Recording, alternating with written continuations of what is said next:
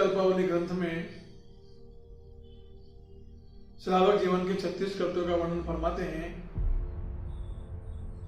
उनमें 14 कर्तव्यों तक हमने समझ लिया है। आज चलते हैं 15वां कर्तव्य, स्वाध्याय। श्रावक का एक कर्तव्य है, प्रतिदिन स्वाध्याय करना चाहिए। कहते हैं कि रोज 2000 गाथा का यदि स्वाध्याय करते हैं तो हमें एक उपवास का लाभ मिल जाता है। 500 गाथा का स्वाध्याय करते तो काश का, 1000 गाथा का स्वाध्याय करते हैं तो हम मिल का, और 2000 गाथा करते हैं तो उपवास का लाभ मिलता है। साधु की तो मोड़ी है स्वाध्याय, साधु की तो एक प्रॉपर्टी है स्वाध्याय। प्रतिदिन स्वाध्याय करने वाले साधु भगवान होते हैं। कल हमने 500 गाथा का स्वाध्याय किया था, आज 1000 गाथा करेंगे, 1500 का करेंगे। इतने ही सारे साधु साध्वी वर्तमान समय में भी स्वाध्याय क्रिया करते हैं प्रतिदिन। मंदुबेली महाराज जी के नए चंद्र सागर जी महाराज साहब आचार्य भगवान, उनका शिष्य है अजीत चंद्र सागर जी महाराज साहब। उनके लिए सुनाए को 20 सावधानी हो गए। 1 मिनट के अंदर ये महाराज साहब जी 1432 अक्षर का उच्चारण कर लेते हैं। आपको आश्चर्य होगा सुनकर के, 1 मिनट में 1432 अक्षर, 1 सेकंड में 23 अक्षर बोलना। Guinness book of world record में जिनका नाम आ चुका है। तो स्वाध्याय तो साधु का प्राण है, स्वाध्याय तो साधु की मोड़ी है, प्रॉपर्टी है। और सच्चाई समान थी तो वो स्वाध्याय समान कोई तप नहीं। स्वाध्याय करने से क्या मिलता है, क्या होता है, क्या लाभ प्राप्त होता है?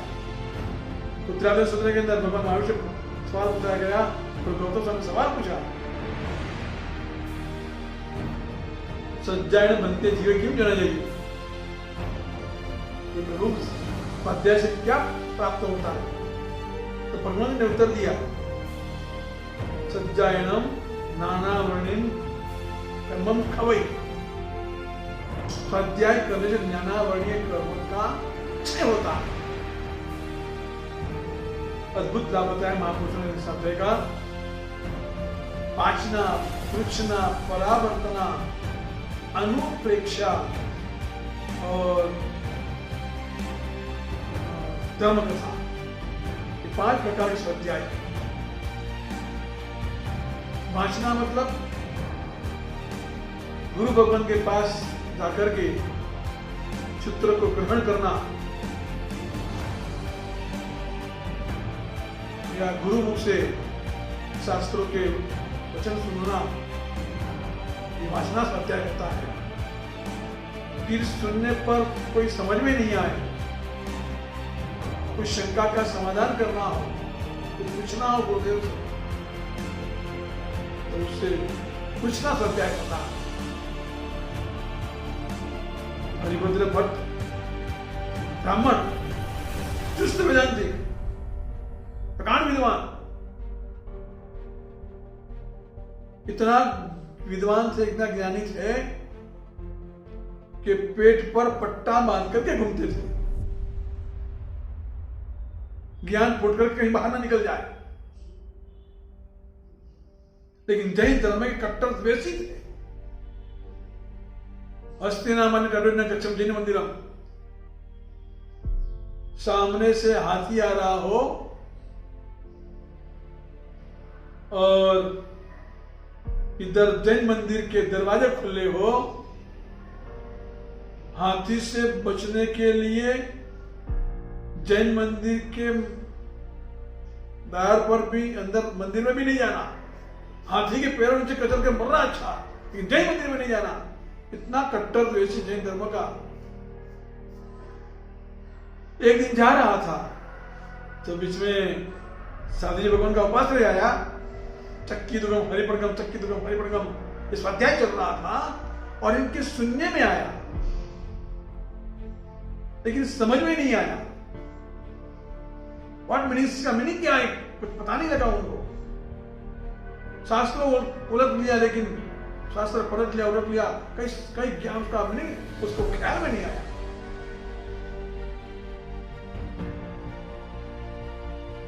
इसलिए उन्होंने साधु जी भगवान से पूछा कि आप जो बोल रहे थे उसका क्या अर्थ है। तब साधु जी ने अपने मर्यादा का पालन करते हुए कहा कि इसका मीनिंग तो हमारे गुरुदेव उपासक विराजमान है, वो आपको समझाएंगे, वो आपको बतलाएंगे।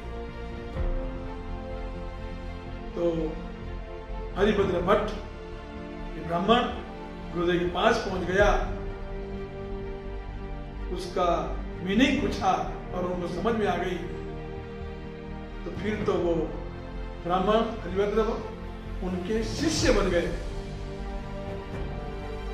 एक बात बताना मैं भूल गया, विद्वान थे, प्राण विद्वान थे, उनको अपना ज्ञान का बहुत अहंकार था, लेकिन साथ में नम्रता लघुता भी इतनी थी कि यदि कोई पदार्थ मुझे समझ में नहीं आए, कोई शास्त्र की पंक्ति का ख्याल नहीं आए मुझे, तो मैं किसी से पूछूं,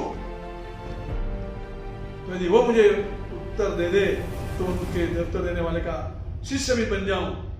इतनी सरलता भी थी, लघुता भी थी। तो यहाँ पर गुरुदेव ने उसका चक्की दुगम हरिपड़गम का मीनिंग समझाया और हरिभद्र भट्ट ब्राह्मण में से जैन साधु बन गए। पूछना स्वाध्याय पूछा तो शासन में हमें आज हरिभद्र ब्राह्मण, हरिभद्र सूर्य महाराज मिल गए, जिन्होंने अपने लाइफ में 1444 ग्रंथों की रचना करके जैन शासन को भेंट दिया, जैन शासन को अर्पण किया। ये पूछना स्वाध्याय का कमाल है। वाचना, पुरुषना, फिर आएगा परावर्तना। स्वाध्याय करते हैं तो उसका पुनरावर्तन रिपीटेशन भी करना पड़ता है, वरना हम भूल जाते हैं। पान सड़े घोड़ा अड़े, विद्या विसरी जाए, तवे पे रोटी जले कहो चिल्ला केम थाय। एक गुरु ने अपने चेले से कहा, मेरा 4 सवाल है, इसका उत्तर दीजिए। उत्तर केवल एक ही आएगा, सवाल 4 और उत्तर 1। बताओ कैसे? पान सड़े, घोड़ा अड़े, विद्या विसरी जाए, तवा पे रोटा जले, कहो चिल्ला केम थाय। चेला सोचने लगा, क्या उत्तर? सवाल 4 है, उत्तर 1 ही। तब चेला तो उत्तर नहीं दे पाया। गुरु ने उत्तर दिया, फिर व्याविना, मतलब पान क्यों सड़ जाते हैं?